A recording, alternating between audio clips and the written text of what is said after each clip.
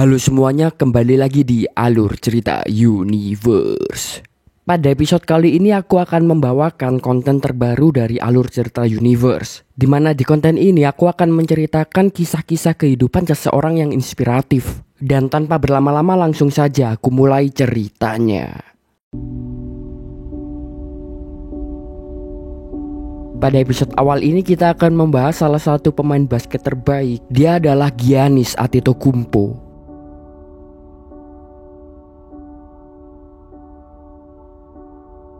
Buat teman-teman yang tidak tahu seberapa hebatnya Giannis ini, pertama-tama mungkin aku akan menceritakan seberapa hebatnya dia.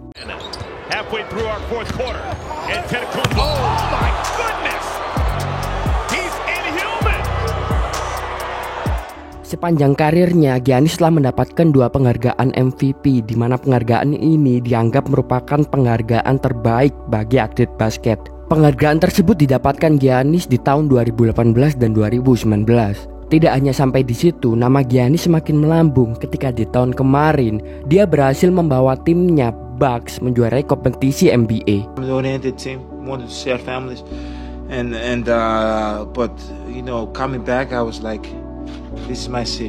Dan karena semua prestasi yang telah didapatkannya dan hal-hal gila yang telah dilakukannya, akhirnya semua orang saat ini menjulukinya The Greek Freak, yang berarti si gila dari Yunani. Ya mungkin sekarang semua orang memandang Giannis adalah orang yang sangat-sangat hebat dan berprestasi. Tapi banyak orang yang tidak pernah mengetahui masa lalu Giannis yang sangat-sangat menderita dan kesusahan. Dan selanjutnya kita akan menceritakan sedikit tentang masa lalu Giannis Antetokounmpo. Can you tell us your name? My name is Giannis Antetokounmpo. Giannis lahir di Yunani pada 6 Desember 1994. Giannis memiliki 4 saudara laki-laki. Ayahnya adalah pedagang asongan dan ibunya seorang ibu rumah tangga. Saat kecil, hidup Giannis sangat-sangat sulit. Hal itu dikarenakan ternyata Giannis dan keluarganya adalah orang keturunan Nigeria, sehingga dia di Yunani tidak dianggap sebagai warga negara dan dia adalah imigran gelap di sana. Dengan status imigran gelap yang disematkan ke keluarga Giannis menyebabkan ayah Giannis sulit mencari pekerjaan, dan karena itulah ayah Giannis pun terpaksa menjadi pedagang asongan. Dan mungkin bisa kita bayangkan untuk mencukupi kebutuhan 5 orang anak dan seorang istri, tentu penghasilan sebagai pedagang asongan tidak mencukupi bagi ayah Giannis. Karena itulah dengan terpaksa Giannis dan saudara-saudaranya pun sudah bekerja semenjak kecil. Giannis dan saudaranya semenjak kecil sudah mulai membantu orang tuanya dengan cara menjual DVD bajakan dan juga kacamata dan jam-jam bekas.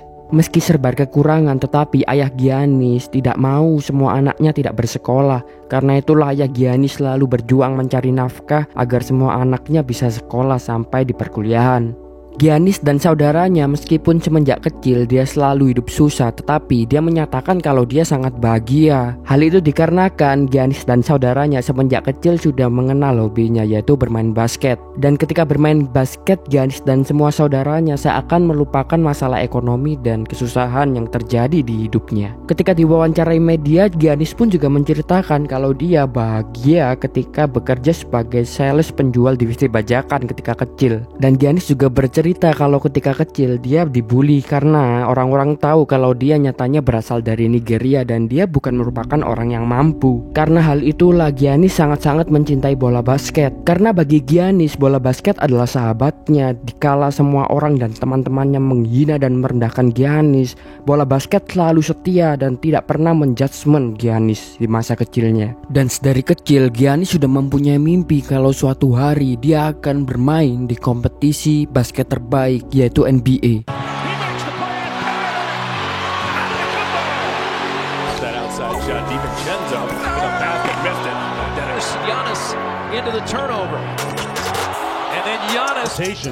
Boy, how did that pass get through? Giannis, what a block, he hijacked it.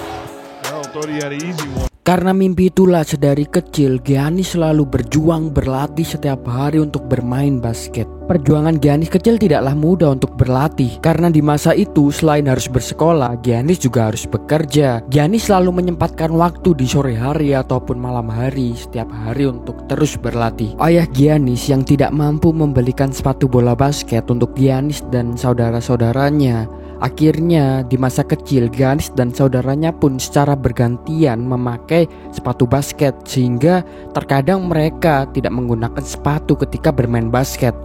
Setelah berlatih bertahun-tahun, akhirnya Giannis pun berhasil untuk dilirik NBA ketika dia duduk di bangku SMA. Dan setelah lulus SMA tepatnya di tahun 2013, akhirnya Giannis didraft oleh tim NBA yaitu Milwaukee Bucks. Meskipun telah bermain di NBA, nama Giannis tidak begitu saja melambung. Hal itu dikarenakan Giannis yang merupakan rookie masih belum menjadi pemain starter. Dia masih berada di bangku cadangan. Dan di masa itu sebenarnya Giannis ingin mendapatkan kewarganegaraan Yunaninya, karena dia merasa sebagai pemain NBA dia seharusnya berhak diberikan kewarganegaraan. Tragisnya, alih-alih mendapatkan kewarganegaraan dari Yunani, politisi Yunani yang mengetahui kalau Giannis dan keluarganya bukanlah orang Yunani asli, ketika itu politisi itu pun malah menghina dengan menyebut Giannis dan keluarganya adalah keluarga simpanse. Tetapi lagi-lagi Giannis tidak memperdulikan apa kata orang-orang di luar sana. Giannis pun terus berjuang dan berlatih untuk menjadi pemain basket yang lebih baik. Latihan itu ternyata membuahkan hasil dengan terus menaiknya grafik permainan Giannis dari tahun ke tahun, hingga Giannis berhasil menjadi starter di Milwaukee Bucks. Di masa itu akhirnya Giannis bisa membuktikan kepada semua orang yang menghina dan merendahkannya kalau dia juga bisa sukses. Dan akhirnya Giannis dan keluarganya pun bisa mendapatkan kewarganegaraan Yunani. Tetapi menyedihkannya, ayah Giannis tidak sempat melihat Giannis mendapatkan anugerah pemain terbaik, karena ayah Giannis telah meninggal dunia tepat 1 tahun sebelum Giannis mendapatkan anugerah tersebut.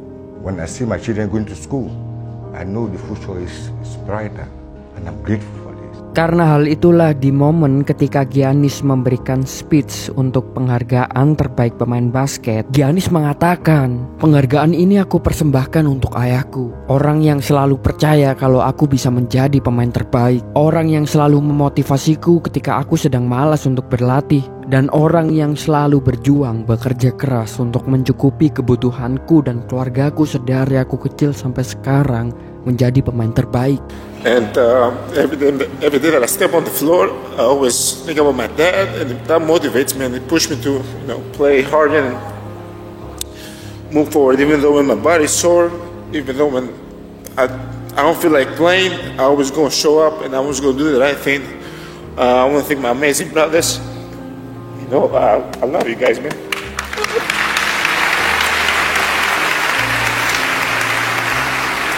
Setelah dinobatkan sebagai pemain terbaik, apakah Giannis sudah puas sampai di situ? Jawabannya tidak. Giannis tetap memegang nasihat dari ayahnya yang menyampaikan kalau dalam hidup Giannis harus terus bekerja keras dan tidak cepat puas. Karena itulah Giannis meskipun telah dinobatkan sebagai pemain, dia tetap berlatih dengan keras. Tidak hanya itu, Giannis sekarang yang telah mendapatkan gaji 400 miliar dalam setahun, itu tidak membuat gaya hidup Giannis berubah. Dimana biasanya pemain NBA sering berpesta-pesta dan juga mungkin memiliki rumah yang sangat-sangat mahal, Giannis tetap memilih untuk hidup sederhana dan tinggal di sebuah apartemen. Dan karena terus berjuang dan berlatih keras, akhirnya di tahun kemarin Giannis berhasil membawa timnya untuk menjuarai kompetisi NBA. Perlu diketahui kalau Giannis membawa timnya juara tidak secara instan, dimana di NBA biasanya seringkali ada beberapa tim yang sengaja membentuk tim super dengan memasukkan pemain-pemain bintang di dalamnya. Contohnya seperti yang dilakukan oleh Lakers dan juga Nets. Dan sebenarnya Giannis juga bisa memilih jalan tersebut, karena tahun kemarin kontrak dari Giannis akan habis, yang mana dia bebas untuk memilih dia akan berlabuh di klub mana. Alih-alih memilih untuk bergabung dengan tim super, Giannis memutuskan untuk tetap bertahan di timnya yang dulu, yaitu Milwaukee Bucks.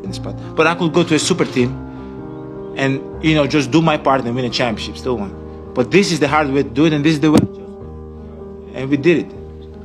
Di masa sekarang Giannis seakan-akan telah mendapatkan semuanya, mulai dari pemain terbaik, Dia kaya raya dan juga dia telah menjuarai kompetisi NBA. Tetapi dengan semua pencapaian itu tidak serta-merta membuat Giannis disukai semua orang. Dalam salah satu konten yang ada di akun YouTube Cerita Basket menceritakan kalau Giannis tetap dibenci meskipun dia telah menjuarai kompetisi NBA.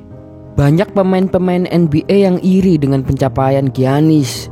Yang kedua adalah karena Giannis bukanlah orang Amerika asli, melainkan dia berasal dari Eropa. Dan yang terakhir alasannya karena Giannis ini tidak suka nongkrong dengan pemain-pemain NBA yang lainnya, sehingga banyak pemain yang menganggap Giannis ini adalah orang yang sombong. Padahal Giannis tidak melakukan itu karena memang dia fokus untuk berlatih setiap harinya dengan keras. Meskipun banyak pemain yang tidak menyukainya, lagi-lagi Giannis tidak memperdulikan apa kata dan pendapat orang lain. Dia tetap terus berjuang dan berlatih karena itulah yang disampaikan oleh ayahnya. Dan inilah cuplikan kata-kata motivasi dari Giannis. I'm alone and look at me. There's nobody around me. Nobody likes me, man. It is what it is. Sometimes in life, people not gonna be around you to motivate you. They're not gonna be around you to push you, to celebrate you, to applaud you. You gotta do it on your own.